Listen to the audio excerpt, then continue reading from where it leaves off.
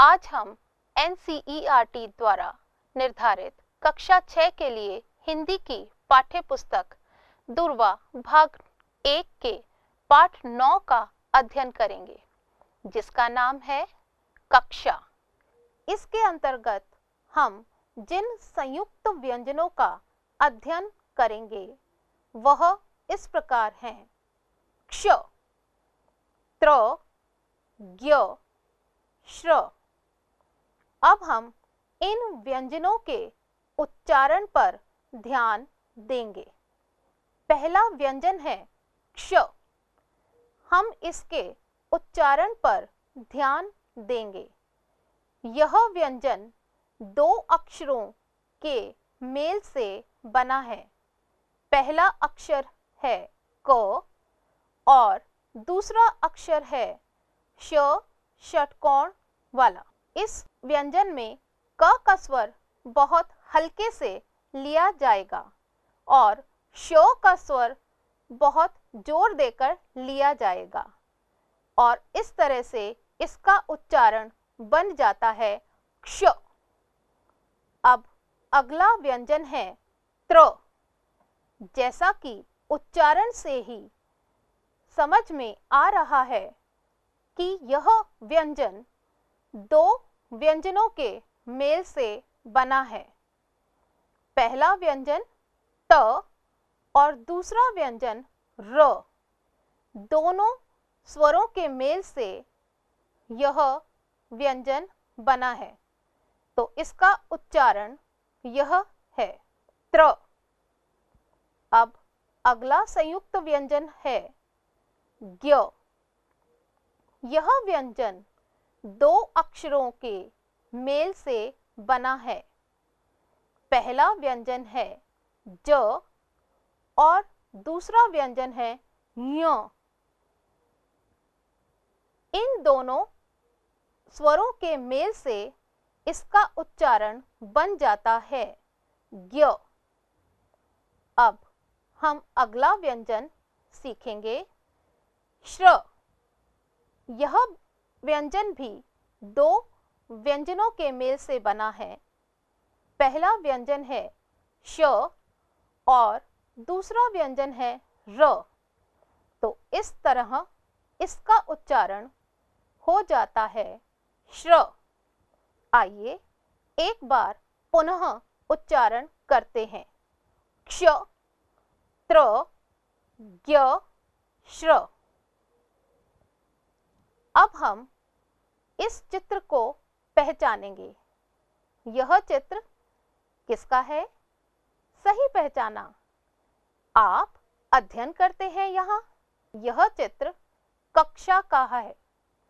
इसके अंदर क, क्ष, आ, कक्षा।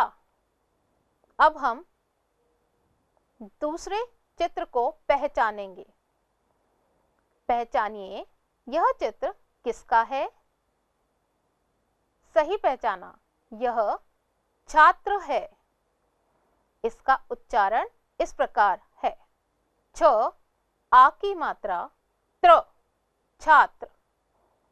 अगला चित्र विज्ञान से संबंधित है। आइए अब हम इस शब्द का उच्चारण सीखते हैं। व, इ, ज्ञ, आ, न, विज्ञान। यह चित्र है श्रमिक का। अब हम इसका उच्चारण करते हैं। श्र, म, इ, क, श्रमिक। अब इन अक्षरों को हम पहचानेंगे और बोलेंगे। पहला अक्षर है श्र, दूसरा अक्षर है क्ष, तीसरा अक्षर है ज्ञ, अगला अक्षर है त्र, स, छ। अब इनसे संबंधित हम शब्दों को पढ़ेंगे। छ, आ, त्र, छात्र। आ, श्र, म, आश्रम। य, ज्ञ, यज्ञ। क, क्ष आ कक्षा। अब हम अगली गतिविधि करेंगे, सुनो और बोलो। चलिए हम उच्चारण करते हैं। पहला शब्द है कक्षा, दूसरा शब्द है शिक्षा। इन दोनों शब्दों में क्ष संयुक्त व्यंजन का प्रयोग हुआ है। अब तीसरा शब्द है आज्ञा, चौथा शब्द है ज्ञान। आज्ञा व ज्ञान में ज्ञ संयुक्त व्यंजन का प्रयोग हुआ है। अब हम अगली पंक्ति के शब्दों का उच्चारण करेंगे। पहला शब्द है पत्र, प त्र पत्र। दूसरा शब्द है म इ त्र मित्र। तीसरा शब्द है छ आ त्र छात्र। चौथा शब्द है प आ त्र पात्र। इन सभी शब्दों में त्र संयुक्त व्यंजन का प्रयोग हुआ है। अब हम अगली पंक्ति के शब्दों को बोलेंगे। क्ष त्र इ य क्षत्रिय। श्र म इ क श्रमिक। न क्ष त्र नक्षत्र। त्र इ क ओ ण त्रिकोण। इन सभी शब्दों में त्र, श्र, क्ष संयुक्त व्यंजनों का प्रयोग हुआ है। अब हम अगली पंक्ति के शब्दों का उच्चारण करते हैं।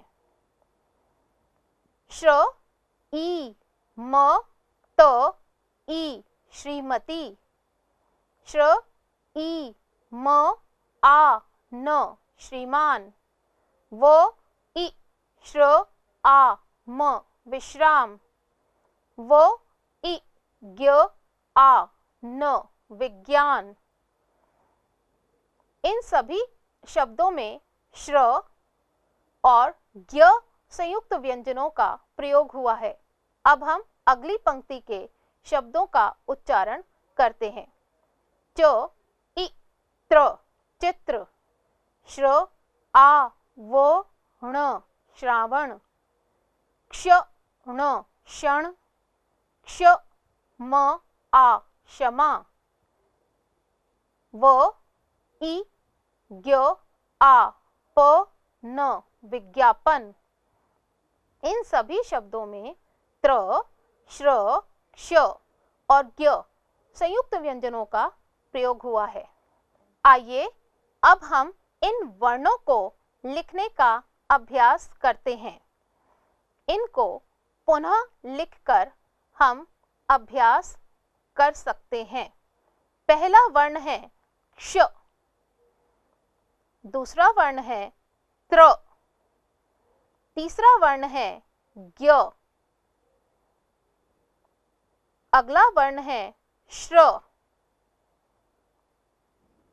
अब अगली गतिविधि है मौखिक पाठ। सूरज पूरब में निकल रहा है। मैं पत्र लिख रहा हूं। तुम क्या कर रहे हो? पिताजी टहल रहे हैं। अध्यापक वाक्य बोलेंगे और विद्यार्थी सुनेंगे। सुबह के 6 बजे हैं। सूरज पूरब में निकल रहा है। मेधा पुस्तक पढ़ रही है। उसकी छोटी बहन सितार बजा रही है। पिताजी बाग में टहल रहे हैं। चाचा जी फूलों को पानी दे रहे हैं। इस समय तुम क्या कर रहे हो? मैं इस समय पत्र लिख रहा हूं। अध्यापक पहला वाक्य बोलेंगे और विद्यार्थी दोहराएंगे। दिए गए शब्दों से हम वाक्य बनाने का प्रयास करते हैं। उदाहरण के लिए, ललित खेल रहा है। दिया गया शब्द है लता। अब हम लता के प्रयोग से वाक्य बनाएंगे। लता खेल रही है। आगे के उदाहरण इस प्रकार हैं। शीला। अब हम शीला से वाक्य बनाएंगे। शीला पत्र लिख रही है। अगला शब्द है हम। हम के प्रयोग से वाक्य इस प्रकार है। हम फुटबॉल खेल रहे हैं। अगला शब्द है लड़के। लड़के के प्रयोग से वाक्य इस प्रकार है। लड़के स्कूल जा रहे हैं। अगला शब्द है चाचा जी। चाचा जी टहल रहे हैं। अगला शब्द है तुम। तुम के प्रयोग से वाक्य इस प्रकार है। तुम संगीत सुन रही हो। अब हम प्रश्नोत्तर अभ्यास करेंगे। उदाहरण के लिए, क्या तुम खेल रहे हो? आपका उत्तर जी हां या जी नहीं में होना चाहिए। विद्यार्थी का उत्तर इस प्रकार होगा, जी हां, मैं खेल रहा हूं। या फिर अगर आप खेल नहीं रहे हो तो आपका उत्तर इस प्रकार होगा, जी नहीं, मैं नहीं खेल रहा हूं। पहला प्रश्न है, क्या तुम पत्र लिख रहे हो? जी हां, हम पत्र लिख रहे हैं।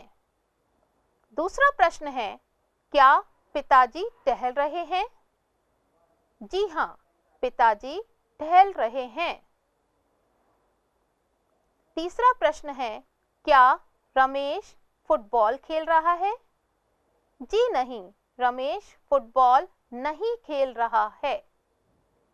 नमूने के अनुसार प्रश्नों के उत्तर दो। इसमें उत्तर देने के लिए आपको सहयोग के लिए कुछ शब्द दिए गए हैं। उनका प्रयोग करके आपको उत्तर देने हैं। उदाहरण के लिए, तुम्हारा भाई इस समय क्या कर रहा है? सहयोग के लिए शब्द है पढ़। मेरा भाई इस समय पढ़ रहा है। पहला प्रश्न है, तुम क्या कर रहे हो? सहयोग के लिए शब्द है चाय पी। मैं चाय पी रहा हूं। दूसरा प्रश्न है, आप कहां जा रहे हैं? सहयोग के लिए शब्द है बाजार। मैं बाजार जा रहा हूं। तीसरा प्रश्न है, छोटा लड़का क्या कर रहा है? सहयोग के लिए शब्द है खेल। छोटा लड़का खेल रहा है।